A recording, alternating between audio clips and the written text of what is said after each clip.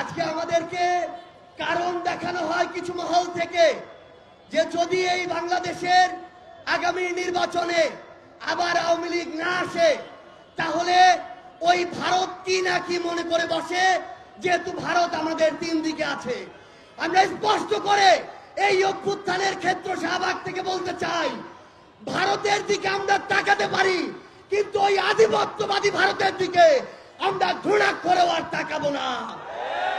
যেই ভারত এতগুলো খুনের হুকুমকারী ওই খুনি হাসিনাকে আশ্রয় দিয়েছে, সেই হাসিনাকে এই বাংলাদেশে ফেরত দেওয়ার পূর্ব পর্যন্ত ভারতের সাথে বাংলাদেশের সম্পর্ক স্বাভাবিক হতে পারে না।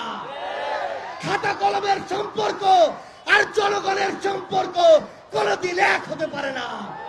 আমরা ভারতকে স্পষ্ট করে একটা কথা বলি, বাংলাদেশের সাথে যদি প্রতিবেশীর সম্পর্ক আগামীতে তারা দেখতে চায়, তাহলে যে সকল খুনিকে তারা ওই জায়গায় আরাম-আয়েশের স্থাপনা আবাসন দিয়ে রেখেছে তাদেরকে বাংলাদেশে পাঠাতে হবে এবং বাংলাদেশের মাটিতেই তাদের এই বিচার হতে হবে।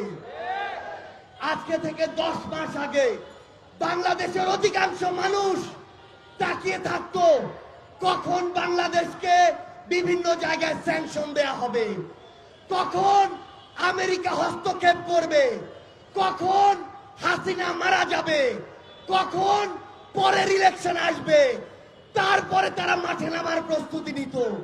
কিন্তু যেই ছাত্র জনতা রাজপথে নেমে জীবন দিয়ে এই খুনি হাসিনাকে দেশ ছাড়া করেছে, তাদের জীবনের এই যে হত্যাগুলো, এগুলোর বিচার হওয়া পূর্ব পর্যন্ত বাংলাদেশে অন্য কোনো কিছুর নাম নেয়া এই অন্তর্বর্তীকালীন সরকারের মুখে মানায় না।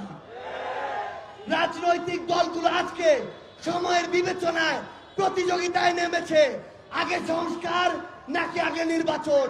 মাথায় স্পষ্ট করে ঢুকিয়ে রাখুন, সংস্কার নাকি নির্বাচন, এই খেলা বাদ দিয়ে প্রতিযোগিতায় নামুন যে সবার আগে হতে হবে এই হত্যাকাণ্ডের বিচার।